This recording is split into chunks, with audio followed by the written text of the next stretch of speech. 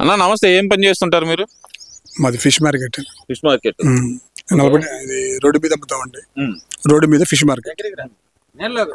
అంటే ఇప్పుడు కూటమి ప్రభుత్వం అధికారంలోకి వచ్చిందన్న 20 నెలలు అవుతుంది. రాష్ట్రంలో అభివృద్ధి లేదు, సంక్షేమం లేదు, అసలు ఏం జరగట్లేదు. అంటే నిజంగానే అభివృద్ధి జరగట్లేదు రాష్ట్రంలో?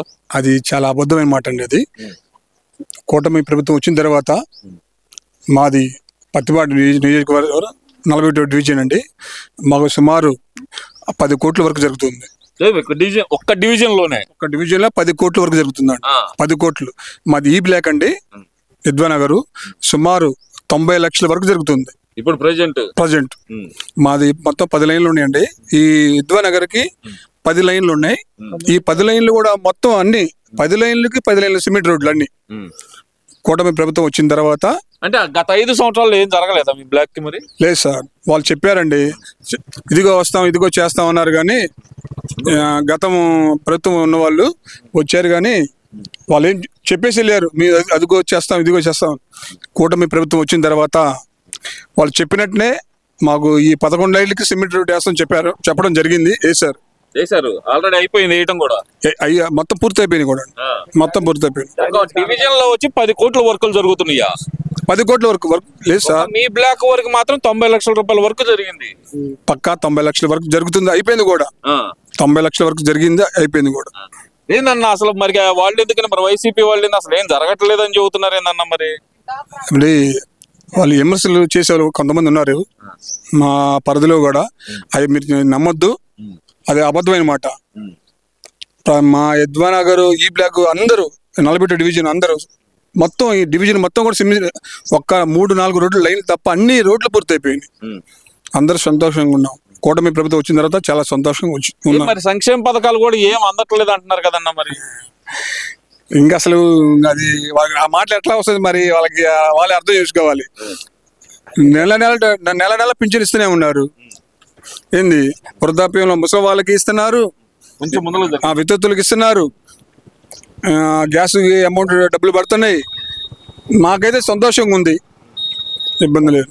మరి వాళ్ళేందన్నా అసలు ఏం పట్టలేదు, ఏం జరగట్లేదని ఎందుకని చెబుతున్నారంటారన్నా? అది బోటకు మాట్లాడి కొంతమంది ఉన్నారు. ఏంది వాళ్ళు ఇప్పుడు వాళ్ళ ఇంట్లో పింఛన్లు తీసుకుంటున్నారు, బ్లాక్ లో అన్ని లైన్లు రోడ్లు పడ్డాయి. వాళ్ళకి ఏంటంటే ఏదో ఒకటి విమర్శలు చేయాలా, ఎంత జరిగినా వర్క్ జరుగుతున్నా కూడా విమర్శలు చేయాలి.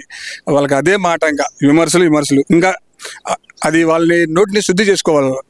అంటే 5 సంవత్సరాల్లో మేము చేసినంత అభివృద్ధి కూటమి ప్రభుత్వం అసలు ఏం చేయటం లేదు అంటున్నారు కదన్నా? మరి ఈ మా పత్తిపాడు నియోజకవర్గం ఈ 40 డివిజన్లో అసలు ఇంతకుముందు గవర్నమెంట్ ఏ వర్క్ జరగలేదు.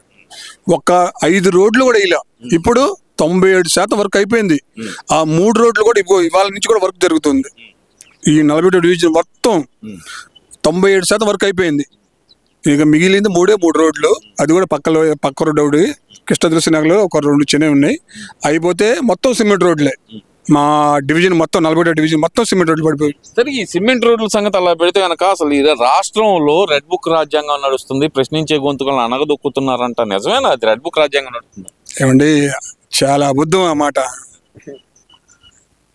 చాలా అబద్ధం.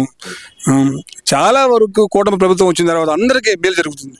ఏందన్నా మరి ప్రశ్నిస్తున్నాడని చెప్పి అంబటి రాంబాబుని అరెస్ట్ చేశారంట, జోగి రమేష్ ఇంటి మీద పడి కొట్టారంట, ఆ పేరు నాని మీద దాడి చేయడానికి చూస్తున్నారంట, వీళ్ళందరూ అక్రమ కేసులు పెట్టి అరెస్ట్ చేయాలని చూస్తున్నారంట. ఇన్ని జరుగుతున్నాయని చెబుతుంటే వాళ్ళేమో అంబటి రాంబాబు అన్ని అబద్ధాలండి, అన్ని విమర్శలే.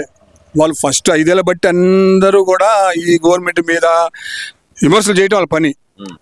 వాళ్ళకి ఎప్పుడు వాళ్ళ అబద్ధాలు ఆడేవాళ్ళు. నిజంగా ఎప్పుడు వచ్చి వాళ్ళకి అబద్ధాలు నోటిని శుద్ధి చేసుకోవాలి వాళ్ళు. ఆ వైసీపీ గవర్నమెంట్ ఇంకా ఇప్పుడు నగరపాలక సంస్థ ఎలక్షన్ వస్తుంది ఒక 3-4 నెలల్లో. వాళ్ళు ఏ అబద్ధాలు ఆడితే వాళ్ళకి అసలు ఈ డివిజన్లో కూడా కనబడరు. వాళ్ళు డివిజన్ లో కూడా కనిపించే పరిస్థితి లేదు అసలు. ఎక్కడ మేము వస్తే కనుక భయపడుతున్నారు, అసెంబ్లీకి వస్తే భయపడుతున్నారని వాళ్ళు చెబుతుంటే మీరేం డివిజన్ లో కూడా కనిపించే పరిస్థితి లేదంటారు ఏందన్నా? ఈ కూటమి ప్రభుత్వం వచ్చిన తర్వాత వాళ్ళు ఎన్ని అబద్ధాలు చెప్పినా జనాలు నమ్మరు. అసలు ఒక్కడిని ఎదుర్కోలేక కూటమి గట్టి వచ్చారని చెప్పి చెబుతుంటే ఓ పక్కన వాళ్ళు లేదు అసలు వాళ్ళ కాడ నోరు తెరిస్తే అబద్ధం, 1 అబద్ధం, 2 అబద్ధం, 3 అబద్ధమే. ఆ వైసీపీ వాళ్ళు ఒకసారి వచ్చి మా డివిజన్ చూడమనండి. 40 డివిజన్ ఎక్కడెక్కడో కాదు, ఈ 41 డివిజన్ సొన్నబాద్ నగర్ 97% వరకు జరిగింది ఇక్కడ.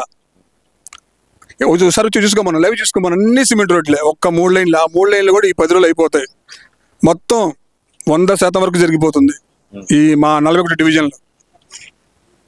ఇప్పుడు ఇంకో విషయం అన్నా, మరి జగన్మోహన్ రెడ్డి గారు అంటుంది ఏంటంటే, ఒక సంవత్సరంన్నర తర్వాత పాదయాత్రకు వస్తాను, నేను ప్రజల తరపున పోరాడతాను అంటున్నాడు. మరి ఎలా రిసీవ్ చేసుకుంటారంటారు ప్రజలు? మరి ఆయన చేయడానికి ఇక్కడ ఏమీ లేదు. కూటమి ప్రభుత్వం మొత్తం చేసేసింది, అందరికీ సంతోషంగా ఉన్నారు. ఎవరికి ఏం కావాలో ప్రభుత్వ పరంగా ఫలాలు అందరికి అందుతున్నాయి, చాలా సంతోషంగా ఉంది.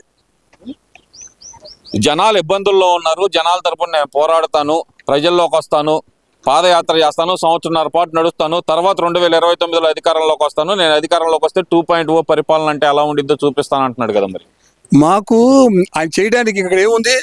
కూటమి ప్రభుత్వం వచ్చిన తర్వాత రోడ్లు పడ్డాయి, డ్రైనేజీలు పడ్డాయి, సైడ్ కాలాలు పడ్డాయి, ప్రభుత్వ పరంగా ఫలాలు అందరికి అందుతున్నాయి. అని చేయడానికి ఏముంది? ఇక్కడ ఏమీ లేదు. ఇక్కడ మాకు అన్ని కూటమి ప్రభుత్వం అన్ని చేసింది.